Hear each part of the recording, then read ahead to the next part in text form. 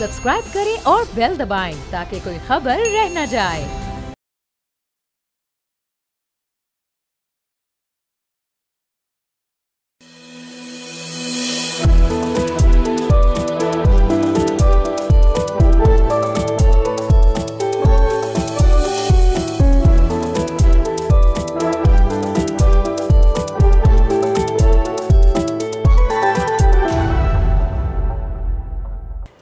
अस्सलाम वालेकुम and very good morning नाजरीन। प्रोग्राम फ्रंट पेज के साथ मैं हूं आपका होस्ट मोइज़ुर रहमान और मैं हूं अरीबा फातिमा। नाज़रीन, जब हम आज प्रोग्राम के बारे में जब मैं पहले से सोच रहा था तो जो इवेंट्स ओवर द वीकेंड हुए और मुझे उस पर अल्लामा इकबाल का बड़ा ज़बरदस्त एक शेर याद आता है और क्या खूबसूरत बात लिखी है इकबाल ने कि है खाक के फ़लस्तीन पे अगर यहूदी का हक, हिस्पानिया पर हक नहीं क्यों अहले अरब का। तो नाज़रीन, जो 1948 से फ़लस्तीन पे जो इज़राइल और जो यहूदियों का जो एक गलबा रहा है सहूनी क़ुव्वतों का, तो ये इतनी बड़ी हिपोक्रेसी नज़र आती है कि जो हिस्पानिया जो पूरा स्पेनिश आइलैंड था, कॉर्डोबा था, वो भी तो सल्तनत उस्मानिया के अंडर था। तो अगर यहूदी उसको अपना हक समझते हैं इज़राइल की सरज़मीन को, तो हिस्पानिया पे क्यों नहीं है हक अहले अरब का जिनके अंडर वो रहा है।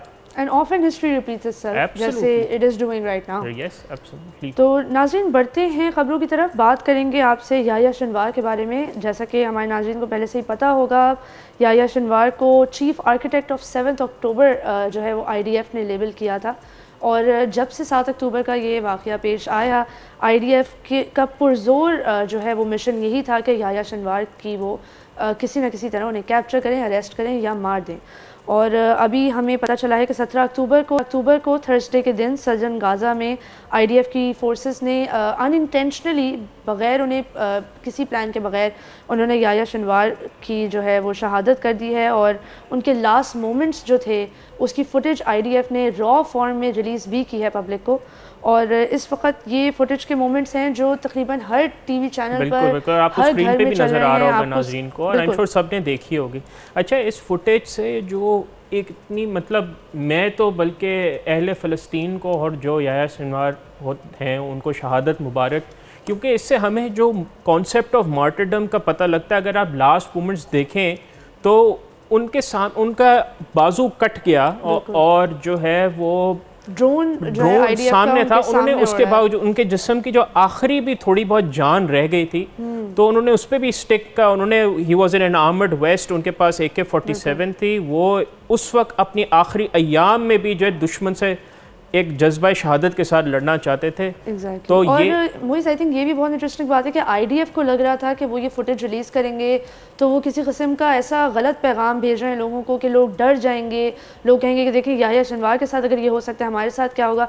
लेकिन इसका बिल्कुल ही बरअक्स जो है वो बिल्कुल उसका जो रिएक्शन है। और अब वो एक्चुअली वो इस वक्त इतने ज़्यादा तज़ब्ज़ुब में जो है इस वक्त मुब्तला है कि उनसे इतनी बड़ी उनके मुताबिक गलती हुई है आखिरी मोमेंट्स रिकॉर्ड करके। और फिर ये है कि आखिरी मोमेंट्स जब आपकी इतनी ज़्यादा ग्लोरियस हों, जब इतनी ज़्यादा पूरी दुनिया में लोग उसके बारे में बात करें, उनका चर्चा हो जाए, तो जाहिर सी बात है this leads to recruitment, this leads के हमास की ताकत अब बढ़ेगी ही, कम नहीं होगी। तो यहाँ आगे जाने से बेहतर है पहले हम जो है वो नाज़रीन को बताएं याह्या सिनवार की ज़िंदगी के बारे में।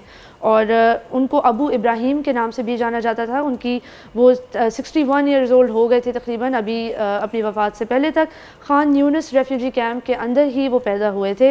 और ये भी एक बहुत बड़ा मैसेज है कि जिन कैंप्स को क्रिएट ही इज़राइल ने किया, जहाँ ये हमास के सारे बड़े बड़े लीडर्स पैदा भी हुए हैं, तो आप ये नहीं कह सकते कि 7 अक्टूबर से ये मामला शुरू हुआ है। ये मामला बहुत पुराना है। इनफैक्ट ये याह्या सिनवार जैसे बड़े बड़े लीडर्स के बनने की जिम्मेदारी भी IDF पर ही आती है, क्योंकि उनके मजालिम की वजह से उन्हें इस बहुत बड़ा रोल अपने शोल्डर्स पर लेना पड़ा।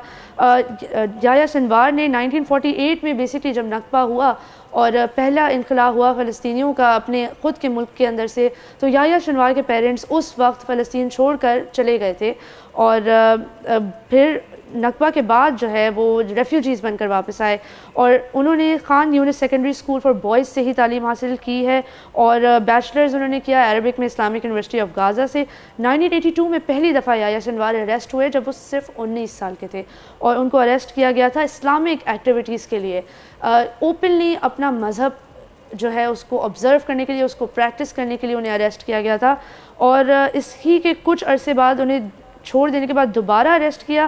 اسی دوران وہ شیخ احمد یاسین سے ملے جیل کے اندر اور فارملی حماس کا حصہ بنے. 25 سال کی کم عمری میں, جو کہ بہت ہی کم عمر ہوتی ہے to do such a great level of leadership, especially military leadership. انہوں نے صرف 25 سال کی عمر میں حماس کا انٹرنل سیکیورٹی آرگنائزیشن المرج کو قائم کیا اور اس کے لیڈر بھی بنے. یہاں آپ کو مزید بتا چلے کہ 1988 سے 2011 تک یحییٰ سنوار جیل میں تھے اور وہ جیل میں انہیں بھیجا گیا تھا کہ 2 اسرائیلی سولجرز کو انہوں نے مارا تھا, جس کے پریٹیکس میں اسرائیل نے ان کو ایک بوگس کیس میں 12 فلسطینیوں کی جانیں لینے پر جو ہے وہ اتنے لمبے عرصے تک جیل میں رکھا. لیکن اس 22 سال جیل میں گزارنے کے باوجود ان کی کوئی ہمت جو ہے وہ نہیں ٹوٹی. انفیکٹ وہ ڈبل ہمت دوبالا کر کے وہ واپس باہر نکلے اور جیسے وہ نکلے انہوں نے فوراً سے اسرائیل کے خلاف جو ہے منظم آرگنائزڈ ایکٹیویٹیز کرنا شروع کر دی. 2015 میں اسٹیٹ ڈپارٹمنٹ نے ان کو فارملی ایز اے ٹیررسٹ نامزد کر دیا, لیکن ہم لوگوں کے لیے وہ کبھی ٹیررسٹ نہیں ہو سکتے. وہ ایک فریڈم فائٹر تھے جو اپنی آخری سانس تک آزادی کی جنگ لڑتے رہے ہیں. 2022 اور 21 میں بھی ہم نے دیکھا کہ کانسٹنٹلی ان کے خلاف جو ہے وہ ریڈز ہوئی ہیں. IDF نے ان کے گھر کو بھی ٹارگٹ کیا ہے اور 22 میں ان سب کے باوجود ایک ٹیلیوائزڈ ایڈریس میں انہوں نے پوری نیشن, پورے ملک, پوری دنیا کے سامنے آ کر لوگوں کو پھر بھی ہمت دی کہ نہیں, ہم نہیں ہارے ہیں, فلسطینی جنگ لڑتے رہیں گے اور اسرائیل ہماری ہمت اتنی آسانی سے نہیں توڑ سکتا. بالکل, آپ نے بڑا زبردست ان کی پوری زندگی کا آپ نے ایک ناظرین کو احوال بتایا اور ان کی پوری زندگی جو ہے جذبہ خود ارادیت اور فلسطین کی آزادی کے اس سے بھرپور تھی اور انہوں نے ثابت کیا اپنی جو ان کی شہادت تھی وہ دکھاتی ہے کہ کس جذبے سے وہ لڑے. کیونکہ ناظرین جو پوری تحریک آزادی فلسطین ہے وہ ایک ایسے جذبے پہ قائم ہے اور وہ جذبہ شہادت کا ہے. کیونکہ دیکھیں روایات میں یہ واضح طور پہ ثابت شدہ ہے کہ اللہ تعالیٰ کو اپنے مومن کا کٹا پھٹا جسم بہت پسند ہے, جس میں سیدنا حمزہ کی مثال موجود ہے. اور اللہ تعالیٰ نے تو سورہ آل عمران کی آیت نمبر 169 میں کہا ہے کہ جو لوگ اللہ کی راہ میں شہید کر دیے جائیں ان کو ہرگز مردہ نہ کہو, کیونکہ وہ زندہ ہیں اور اللہ تعالیٰ ان کو رزق دیتا رہتا ہے. تو بیسیکلی مسلمان جو کبھی شہادت سے گھبرایا نہیں کرتے. بغاوت ہوتی ہے زندگی کی سب سے بڑی مثال یہ ہے کہ آپ سوچ رہے ہیں, آپ ریزسٹ کر رہے ہیں اور آپ کلونیل امپیریل پاورز کو, آکیوپائنگ پاورز کو, جو اسرائیل ہے, جو یونائٹڈ اسٹیٹس آف امریکہ ہے, اس کے خلاف آپ ایک کانسٹنٹ جد و جہد کریں. انفیکٹ یحییٰ سنوار کی ہم جب فوٹیج دیکھتے ہیں تو ہمیں یہ نظر آتا ہے کہ بالکل اپنی زندگی کے آخری مومنٹ تک, آخری سینٹنس, آخری سانس تک وہ اس شخص نے لڑا ہے اسرائیل کے خلاف. یہاں ناظرین کو یہ بھی بتاتے چلے کہ IDF نے اس سے پہلے حماس کے سینئر لیڈرز اسماعیل ہنیہ اور محمد دائف, جن کو جو ہے وہ 7 اکتوبر کے بیہائنڈ جو برینز ہیں, جو پورا مینٹل پلان تھا, اسٹریٹجی تھی, وہ محمد دائف کے ذمہ آتی ہے. اور یہ تینوں اس وقت میجر لیڈرز مر چکے ہیں, مار دیے گئے ہیں IDF کی طرف سے. اور کافی لوگوں میں یہ تاثر پایا جا رہا ہے ان دا ویسٹ اینڈ ہیئر کہ شاید ان کی وفات کے بعد یہ جنگ ختم ہو جائے, لیکن یہ کافی انفاؤنڈڈ سا ایک تاثر ہے. بالکل, دیکھیں سب سے بڑی بات یہ ایک جنگ نہیں ہے, یہ سمجھیں ایک ایتھنک کلینزنگ ہے اسرائیل کی بے گناہ فلسطینیوں کے خلاف. اور ٹو بی ویری آنیسٹ یہ بات سٹیٹڈ ہے کہ جو دنیا کی تاریخ ہے کہ نظریات, کسی بھی شخص کی موت سے نظریہ کبھی ختم نہیں ہو سکتا.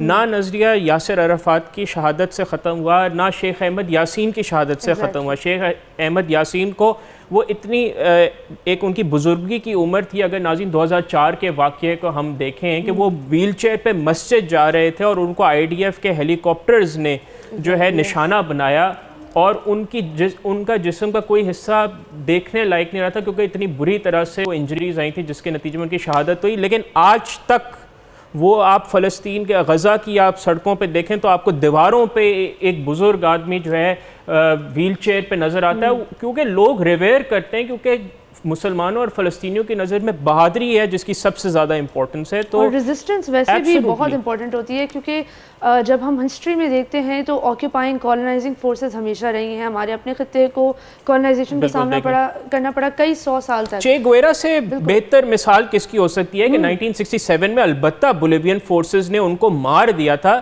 لیکن جو اگر ناظرین ان کی جو آخری امیج دیکھی جائے جس میں وہ کیمرے کی آنکھ کو گھور کے دیکھ رہے ہیں ایون اپنی موت کے بعد, اور وہ ایک آخری امیج تھی جس نے جو ان کی پورے سپورٹرز تھے ان کے اندر ایک نئی جان ڈال دی. اور پھر جو چے گویرا کا جو ریئل نظریہ تھا اور جو ان کا مین آبجیکٹیو تھا وہ تو پھر at the end of the day achieve ہو گیا نا. ایگزیکٹلی. وہ کافی لوگوں کا کہنا ہے کہ یحییٰ سنوار کی شہادت کے بعد اب حماس ایز اے تنظیم بہت ویک ہو گئی ہے, تو اس پر آپ کیا کہیں گے؟ کیونکہ I don't think that's true. بالکل, آپ نے یہ میرے خیال میں کافی انفاؤنڈڈ یہ کلیم ہے, کیونکہ جس طرح میں ناظرین کو پہلے بتایا کہ تاریخ بتاتی ہے کہ کسی کے جانے سے نظریے دم نہیں توڑتے, بلکہ جس انداز میں یحییٰ سنوار کی شہادت ہوئی ہے, حماس صرف ایک شیڈو ہے. اصل میں ان کا ایجنڈا یہ ہے کہ جو فلسطین کی آزادی کی تحریک ہے اس کو کمزور کیا جائے, لیکن وہ کبھی بھی کمزور نہیں پڑے گی بلکہ وہ وقت کے ساتھ ساتھ اور مضبوط تر ہوگی. کیونکہ تاریخ کا جو لیسن ہے وہ یہی ہے کہ نظریات دم نہیں توڑتے کسی کے بچ جانے سے. اور جس طرح محمود درویش ایک فلسطین کے بہت زبردست موسٹ ریویرڈ ناظرین پوئٹ ہیں, ان کی مجھے یہاں پہ پوئم کے چند اشعار نظر یاد آ گئے, تو میں آپ کو اس کا حوالہ دیتا ہوں اور بتاتا ہوں کہ کیوں حماس کیا فلسطین کی آزادی کی تحریک کیوں کمزور نہیں پڑے گی. ناظرین, محمود درویش لکھتے ہیں, besiege your siege, there is no escape, your arm has fallen, so pick it up and strike your enemy. There is no escape and I fell near you, so pick me up and strike your enemy.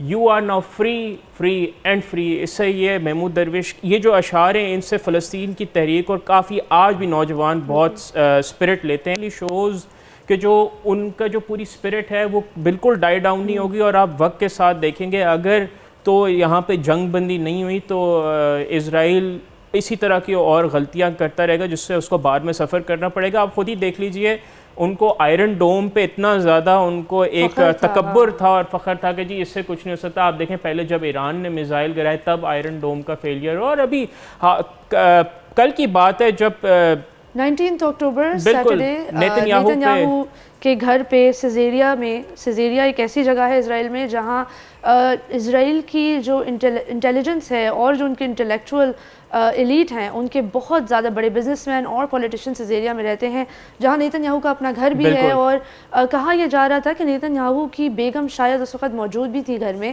اور 3 rockets مارے گئے تھے ایران کی طرف سے, جس میں سے ایک ایکچولی ان کے گھر پہ لگا ہے. تو یہ کافی بڑی بات ہے کیونکہ یہ اٹیک بہت ریسنٹ ہے. اور اگر آپ وہ ویڈیو دیکھیں نا ڈرون کی, اس میں آپ کو نظر آئے گا کہ وہ ایک IDF کے ہیلی کاپٹر کے بالکل ساتھ سے گزر کے گئے. اتنا this is a very massive intelligence failure as well as failure of big warning from Hezbollah. بالکل, تو اس سے اسرائیل کو ہوش کے ناخن لینے چاہیے, اور آپ جو وہ جاری رکھے ہوئے اس سے اسرائیل کو تو کوئی فائدہ نہیں ہوگا. البتہ یہ اسی اٹیک کے بعد اسامہ گویش جو ایجپشن میڈیا کے کافی بڑے پرسنالٹی ہیں اور جرنلسٹ بھی ہیں, ان کا کہنا تھا کہ IDF نے یحییٰ سنوار کی جو لاسٹ مومنٹس آف لائف ہیں اسے دکھا کے یحییٰ سنوار کو ہمیشہ کے لیے حیات بالکل امورٹلائز کر دیا. بالکل, اور کیونکہ وہ شہید بھی ہیں تو وہ امورٹل ہی ہیں. تو ناظرین, گفتگو کا سلسلہ جاری ہے اور اس حوالے سے تو ہم آپ کو مزید آگاہ کرتے ہی رہیں گے, لیکن یہاں وقت ہوا ہے ایک بریک کا. کہیں نہیں جائیے گا, ہمارے ساتھ رہیے, دیکھتے رہیے بول نیوز.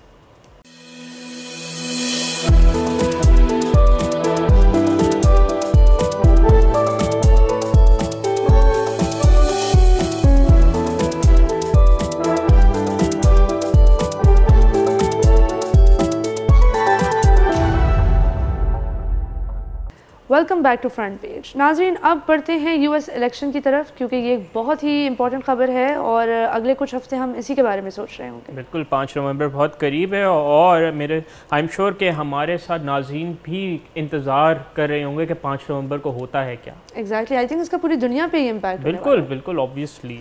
ناظرین, آج ہم امریکی صدارتی انتخابات کے بارے میں ایک بہت ہی اہم بات کرنے لگے ہیں جو 5 نومبر کو ہونے والا ہے. کمالا ہیرس اور ڈونلڈ ٹرمپ کے درمیان مقابلہ بہت ہی سخت ہے اور ہر ووٹ بہت ہی زیادہ اہمیت رکھتا ہے.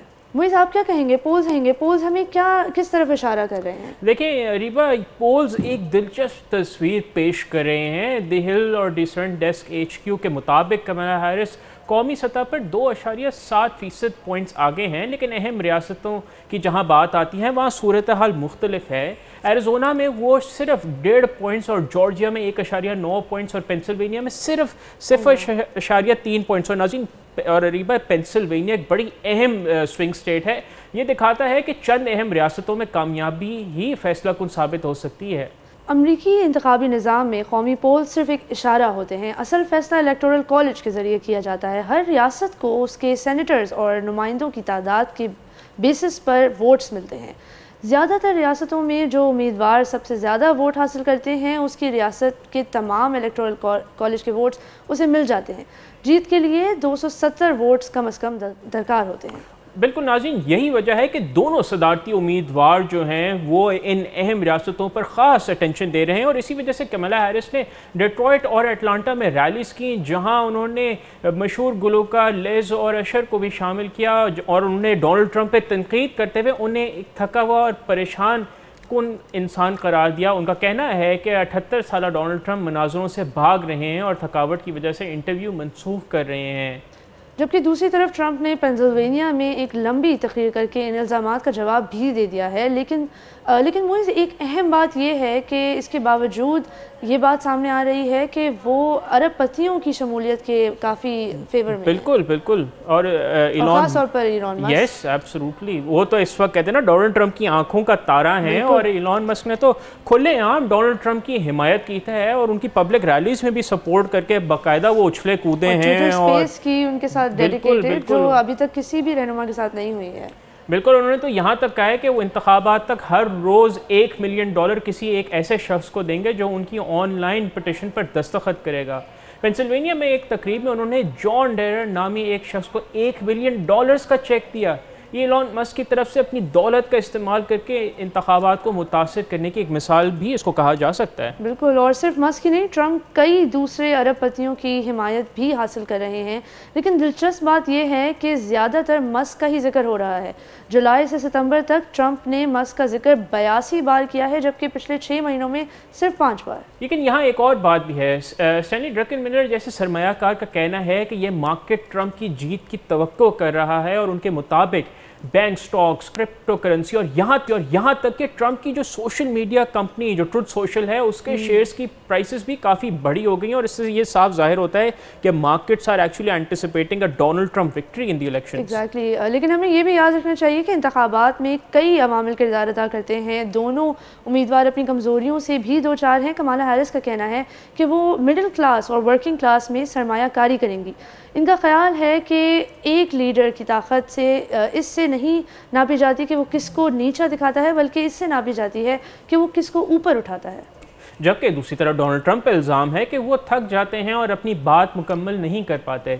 اس حوالے سے کمالا ہیرس کا کہنا ہے کہ جب وہ کسی سوال کا جواب دیتے ہیں تو یا ریلی میں بولتے ہیں تو اسکرپٹ سے ہٹ جاتے ہیں اور آل فال باتیں کرنا شروع کر دیتے ہیں۔ لیکن ناظرین، حقیقت یہ ہے کہ دونوں ہی امیدواروں کے پاس اپنے مسائل ہیں، اور اگر آپ کمالا ہیرس کا جو ریسنٹ فاکس نیوز پہ انہوں نے انٹرویو دیا ہے، مطلب بندہ کیا کہے، اس طرح کا مطلب نامناسب، اٹ واز سچ، میرے خیال میں وہ ایکچولی جو بائیڈن اور ڈونلڈ ٹرمپ کی جو پہلی جو صدارتی جو ڈیبیٹ تھی اس سے زیادہ امبیرسنگ یہ تھا، اور اس کے بعد تو ایکچولی کہا بھی جاتا ہے کہ کمالا ہیرس کی شاید پاپولیرٹی بھی اس انٹرویو کی وجہ سے نیچے گئی ہے۔ آئی تھنک کانسٹنٹلی جب سے جو بائیڈن صدارتی امیدوار کی پلیٹ فارم سے ہٹے ہیں تو کمالا ہیرس کو شروع میں تو کافی بڑا بمپ ملا، کافی زیادہ پولز نے ان کو فیور کرنا شروع کر دیا، لیکن اب ان کی جو پاپولیرٹی ہے وہ آہستہ آہستہ کم ہوتی جا رہی ہے۔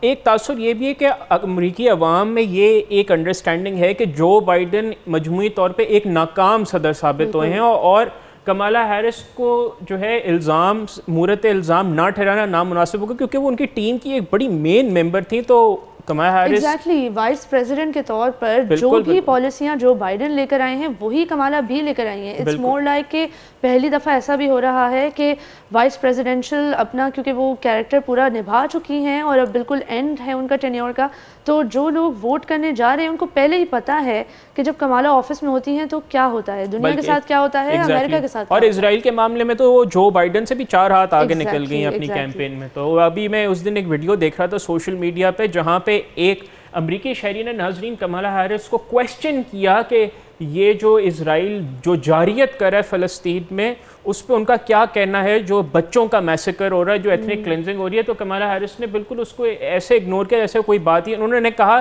کہ جو وہ بات کریں وہ ٹھیک بات کریں لیکن یہ موقع نہیں ہے بات کرنے کا. آپ دیکھیں ایک طرف جہاں 50,000 فلسطینی شہید کیے جا چکے ہیں کہ ان کی ترجیحات ہی مختلف ہیں. صحیح بات ہے, امید تو ہماری بالکل یہ ہے, لیکن یہاں ضروری ہے کہ ہم بات کریں سوئنگ سٹیٹس کی. اس وقت جو کمالا ہیرس اور ڈونلڈ ٹرمپ کی ریس ہے وہ بالکل ہیڈ ٹو ہیڈ ہے. بیئرلی ڈیسیمل پرسنٹیج پوائنٹس کا فرق آ رہا ہے سوئنگ سٹیٹس میں. سوئنگ سٹیٹس وہ سٹیٹس ہوتے ہیں جو کسی بھی سائڈ پر جا سکتے ہیں. And what's particularly interesting is 2016 میں یہ 3 سوئنگ سٹیٹس ڈونلڈ ٹرمپ کو گئے تھے اور 2020 میں وہی 3 سوئنگ سٹیٹس بائیڈن کو گئے تھے, اور دونوں کی جو یہ جیت تھی اس کا جو ہے ذمہ ان تینوں سوئنگ سٹیٹس کو ہی جاتا ہے, وسکانسن, میشیگن اور پینسلوینیا. وسکانسن میں اس وقت ٹرمپ کی پولز پر مقبولیت ہے 48.4% اور ہیرس کی 48.1%. تو وسکانسن میں صرف 0.3% کا فرق ہے. میشیگن میں ٹرمپ کی مقبولیت ہے 48% اور ہیرس کی 48.1%, مطلب صرف 0.1% کا فرق آ رہا ہے. اینڈ لاسٹلی پینسلوینیا میں ہیرس کی اس وقت مقبولیت ہے 48% اور ٹرمپ کی ہے 47.8%. تو تمام ان تینوں سوئنگ سٹیٹ میں سے صرف ویری نیک ٹو نیک, اور اس میں مطلب مارجن آف ایرر بھی ہو سکتا ہے. And to be very honest 5 نومبر تک کیا بلڈ اپ ہوتا ہے یہ کافی شدت سے انتظار جاری ہے. And it is actually building up to actually turn out as a very exciting elections in my opinion. And I think یہاں پہ یہ بھی بتانا ضروری ہے تاکہ ہمارے ناظرین ان الیکشن اپڈیٹس کو بالکل کیٹیگوریکلی فالو کرتے رہیں, انہیں بھی سمجھ آ رہا ہو کہ ہو کیا رہا ہے. ان سوئنگ سٹیٹس کے علاوہ ایک اور سٹیٹ ہے جو بہت زیادہ امپورٹنٹ ہے, وہ ہے نبراسکا. اور نبراسکا ایکچولی تو ریپبلکن اسٹیٹ ہے بٹ وہ امپورٹنٹ ہے اپنی کنگریشنل ڈسٹرکٹ اوماہا کی وجہ سے, کیونکہ نبراسکا میں ان لائک موسٹ اسٹیٹس جو الیکٹورل کالج کا نظام ہے وہ تھوڑا مختلف ہے. وہاں پہ الیکٹورل ووٹ سپلٹ ہوتا ہے اور جو سب سے زیادہ ووٹ حاصل کرنے والا بندہ ہوتا ہے اس کو 2 ووٹس ملتے ہیں. بٹ اوور آل امریکہ میں جو ہوتا ہے سپلٹ نہیں ہوتا ووٹ. انفیکٹ جو پریزیڈینشیل کینڈیڈیٹ سب سے زیادہ ووٹس حاصل کر لیتا ہے اور الیکٹورل کالج سیٹس اس کی سب سے زیادہ ہو رہی ہوتی ہیں, اس اسٹیٹ کی تمام ووٹس اس کی طرف جاتی ہیں. ریبا, آپ نے نبراسکا میں جو اوماہا کی ریاست اس کے بارے میں بڑا اچھا ناظرین کو بتایا. کیا آپ بتا سکتی ہیں کہ why is it so different over there? Actually, it is different, but the reason why it's very important for this election is کہ اوماہا جو ہے نبراسکا کی ریاست اور مین جو اس کی ریاست ہے دونوں میں سپلٹ ووٹ کی سچویشن ہوتی ہے, اور دونوں ریاستیں اس وقت کنسیڈر کر رہی ہیں کہ اینڈ ٹائم پر اگر ٹرمپ نہیں جیت رہے ہوئے تو وہ اپنا ریاستی نظام تبدیل کرنے کے لیے تیار ہیں. انفیکٹ مین کے سینیٹرز وغیرہ نے پہلے سے ہی کہہ دیا ہے کہ اگر نبراسکا نے اپنا نظام تبدیل کیا تو ہم بھی تبدیل کریں گے اور پھر ٹرمپ کی جیت کو کوئی نہیں روک سکے گا. تو یہ کافی ڈیٹریمنٹل ہوگا یو ایس الیکشن کے لیے کہ نبراسکا کی ریاست کیا فیصلہ کرتی ہے. بالکل آپ نے بالکل صحیح کہا. And to be very honest جس انداز میں یہ الیکشن بلڈ اپ ہو رہا ہے I think this is more exciting than the preceding elections. اب دیکھتے ہیں کہ 5 نومبر کو کیا ہوتا ہے. اچھا بائی دا وے ناظرین کے ساتھ ایک چیز شیئر کرنا چاہتا ہوں کہ آپ نے امریکن الیکشنز کے کافی انٹرسٹنگ جو ہے عوامل ہیں جو بہت کم لوگوں کو پتہ ہے. جیسے کہ اگر آپ کے پاس پاپولر ووٹ ہو اس کا یہ مطلب نہیں ہے کہ آپ پریزیڈنٹ بن جائیں گے. مطلب کیونکہ ہلری کلنٹن سے بڑی کس کی مثال ہوتی ہے 2016 میں ان کے جو کل تعداد تھی ووٹوں کی ڈونلڈ ٹرمپ سے زیادہ تھی, لیکن وہ الیکٹورل کالج میں ان سے پیچھے تھیں. ہم اپنے آنے والے پروگرامز میں ناظرین کو اس حوالے سے مزید آگاہ کریں گے. اور ناظرین کے ساتھ میں شیئر کروں کہ بول نیوز اپنا امریکن پریزیڈنشیل الیکشنز کے حوالے سے الیکشن سیل باقاعدہ بنانے جا رہا ہے, تو آپ کو اور ہم ڈیٹیل میں انشاءاللہ آگے جا کے بتاتے رہیں گے. تو آپ کو جو ہے امریکن الیکشنز کے حوالے سے ہمیں ضرور آپ نے جو ہے فالو کرنا ہے. اور اوماہا کی ریاست کے بارے میں اور مزید ریاستوں میں کیا تبدیلیاں آ رہی ہیں, پولنگز اور جس طرح کے تاثر وہاں لوگوں کے اندر ہیں, کیا وہ ٹرمپ کو ووٹ کرنا چاہتے ہیں یا ہیرس کو, اپنی اگلی آنے والی سٹوریز میں ہم اس پر سخت نظر رکھیں گے, اسپیشلی سوئنگ سٹیٹس کے بارے میں. بالکل آپ نے بالکل صحیح کہا. تو ناظرین ہمارے ساتھ ہی رہیے گا 5 نومبر تک اور ہم آپ کو اپڈیٹڈ رکھیں گے. اس کے بعد بھی بالکل بالکل اس کے بعد, کیونکہ جنوری تک تو بالکل یہ معاملہ چلتا ہی رہے گا جب تک. یس ایبسلیوٹلی. تو ناظرین اس کے ساتھ ہی آج کے پروگرام کا وقت ہوا جاتا ہے ختم. آپ سے ملاقات ہوگی دوبارہ کل انشاءاللہ. اپنا بہت خیال رکھیے گا اور بول نیوز کے سوشل میڈیا ہینڈلز پر اپنا فیڈ بیک ضرور ریکارڈ کریے گا. خدا حافظ.